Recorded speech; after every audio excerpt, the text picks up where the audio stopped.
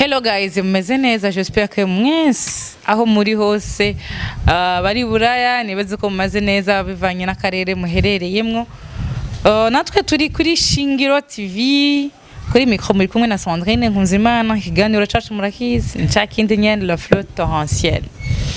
Twaje kuvugana namwe, tukaba twazaniye umutumire. Uno munsi mushaka kwibaza no munsi twabazaniye iki? Dufite intahe idasanzwe y'umutumire wacu. Sindamuvuga mu izina. Araza kwivuga wenyene kandi ndibaza ikiganiro cy'uno munsi kizoba gisa neza. Karibu madame. Murakoze cyane. Mwitwa bande? Mazina yanje nitwa Solange Niyonkuru. Solange Niyonkuru. Solange Niyonkuru ninde? Solange Niyonkuru ni umumama. Umumama yubatse. Ni umumama akundana. Ni umumama atanga impanuro. Ni umumama akunda kuyaga kandi akunda ibiganiro nk'ibi. Solange Niyonkuru twumvise ko ari umumama akundana, ni umumama atanga, ni umumama akunda cyane kuba hafi y'abantu. Solange Niyonkuru apara yuko kuntu akundana nta yindi mpano yoba iri muri we abantu batazi. Impano mfise jewe impano yo kuririmba, impano yo gutwenga, impano yo kuyagisha abantu. Abatumire bacu bavyumvise neza ko Solange Niyonkuru ari umuntu avyaga, arakunda cyane kuyaga n'abantu kuko ni ibintu bimuha umunezero, n'umuntu akunda guseka. Iseko niwo mugabane wiwe. Uno munsi twaba twaje abatumire mushaka kwibaza twabazaniye iki? Twaje kuganira na Solange Niyonkuru. Solange Niyonkuru afise testimony idasanzwe kuko afise igishinga ntaye kidasanzwe cyo buzima bwiwe kandi gishobora guha icigwa abantu benshi badukurikirana. Solange Niyonkuru yatubwiye yuko ari umudamu. Solange Niyonkuru ufite abana bangahe? Jewe mfite abana batatu. Ufite abana batatu. Woduha umuco canke wodusubiza inyuma gatoya, ariko muratubabarira. Wodusubiza inyuma gatoya y'inkuru yanyu ukuntu byagenze kugira mwibaruke umwana wa mbere, wa kabiri, wa gatatu, kuko dushaka guhicigo abandi badamu bacika intege y'ubuzima canke bakaja en dehors canke bakaja mu bindi bintu bidahesha Imana icubahiro kubera ama circonstances y'ubuzima baciyemo. Ijambo ni rwawe. Murakoze cyane ku ijambo. Mama jewe kanje nashaka kubwira abantu bivaye n'igicinga naye ciwanje cyane cyane kubigeme. Abigeme na cyane n'abantu bakunda kubona yuko iyo bagize ikibazo cy'ubuzima avuga ati jewe nk'ubu nofuma nja kubaka, ariko ugasanga mu buryo bavyibajijemwo siko bigenze. Ugasanga yiyumviriye yuko ati atwaye inda niho ibibazo biba bafise byoba birangiye. Ariko nashaka kubabwira ati ko bavyibaza ntabwo ari uko biba bimeze, ariko igikuru mu guca bugufi bakihanganira ibibazo baba barimo, kuko iyo wihanganye umirimo inoze. Hama ku gishinga naye nashaka gushingira kuri geme. Twe turi abantu cyane nashaka kuvuga nivugira ubwanje. Twaciye mu bibazo byinshi.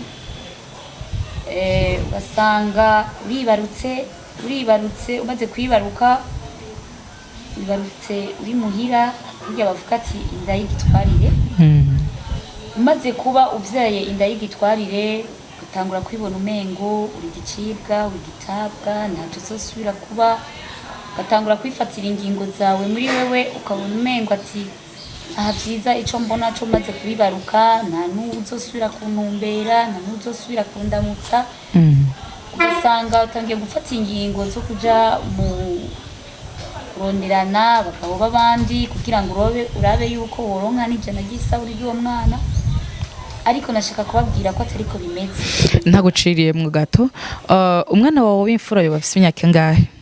Umwana wanje w'imfura afise imyaka 8. Imyaka 8 turi muri 2024 ni kuvuga ko yavutse muri 2016. Nimba waramuvye muri 2016 wa kabiri afise imyaka ingahe ga Solange? Wa kabiri afise imyaka 5. Ndashaka ko ubwire abadukurikirana iyo succession yawe ukuntu byagenze naho Imana yagukuye, niyo ico cigwa dushaka guha abantu no munsi. Succession y'umwana wa mbere avec 8 ans no wundi w'imyaka 6 avec iyo myaka ukuntu byagenze. Murakoze cyane. Ngomba kuvuga ku mwana wa mbere ibyari byoroshe, ariko hamwe no kwihangana nashoboye kwihanganira ubuzima nari mbayemo nibwo ari bworoshe, ariko Imana yaranshubuje ndashobora kwihangana, yihanganira ibibazo byo mu rugo, ko benshi niho bakunda kwibariza gose ati mbyaye mu rugo baca bantererana, baca bangira iki, baca bana, ugasanga uko barakurya umutima ati igicibwa wowe uri gisubira muhira, ariko ivyo byose hamwe n'ivyo umuntu aravyihanganira, ukihangana ku buryo ukaraba ati Imana yonshoboza nkashobora kuronka n'agasabuni yomisera umwana kuri ibibazo ndi gucamwo, nkaraba yuko ejo hanje hoba heza, ko nashoboye kubaho, naraba yuko wowe udandaza turiya kugira ngo ugire ico wifashishamwo, kugira ngo ndabe yuko nanje ejo hanje ngira ico nshitseko. Nivyo Solange Niyonkuru murakundana n'umuhungu wa mbere, arakuvyaza umwana wa mbere, murakundana n'umuhungu wa kabiri arakuvyaza umwana wa kabiri, ivyo bintu bavyakiriye gute muri wewe? Ntabwo byigeze binezereza na gato, kuko ku ntumbero y'iwanje ntibyari ivyo, ariko hamwe n'ivyo ku bibazo umuntu acamwo bisaba kuvyihanganira, hamwe no kwihangana haragira aho umuntu ashika kuco umutima uba wipfuza. Ni igihe ivyo byose umaze kubona ko ari ama consequences les défis mwagiye muhura nazo, ni igiki cyakugize kuba motivé uko biri kose jewe ndazi ko atari umugabane wanje? Ni byagenze gute kugira ufate ingingo uhaguruke ukombate kugera aho ushitse no munsi? Murakoze cyane. Hama kuri ico kibazo hari umuntu ushobora kugira ikibazo rya mbere rya kabiri rya gatatu kane, ariko hakagera umwanya uvuga ati uyu ni umwanya wo gufata ingingo yanje bwite, tinarushe ni gufata ingingo muri wewe, ukamenya ico uri, ukamenya nawe ugeze, ukamenya nawe uhagaze, bigutera kumenya kungene witwara. Cyambere na mbere utaramenya gufata ingingo muri wewe naho urava naho urashika, ariko umaze gufata ingingo muri wewe bigutuma kumenya ico uri, bigagutuma kumenya n'ico wofata, bigagutuma no kumenya ico woba muri uwo mwanya. Abadada benshi bo mu muji, abadada bo benshi bo bibujumbura ntibakunze kumenya agaciro kabo, ntibakunze kumenya l'impact Imana idushiramwo mu buzima.